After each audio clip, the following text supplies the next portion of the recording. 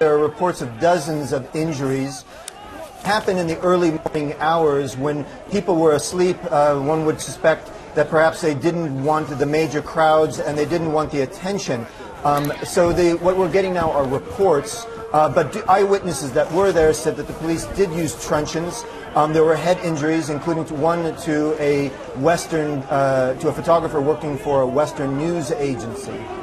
And how far has this issue of whether or not to sign the trade deal with the EU, how far has this divided the country of Ukraine? We know that there's part of the country that does look naturally towards Russia, and there's the other side of the country that doesn't. Well, there's always a divide in Ukraine between the eastern part, which is primarily Russian-speaking, though it should be said they are Ukrainian ethnicity and Russian ethnicity, and the western part of the country, western and central part of the country.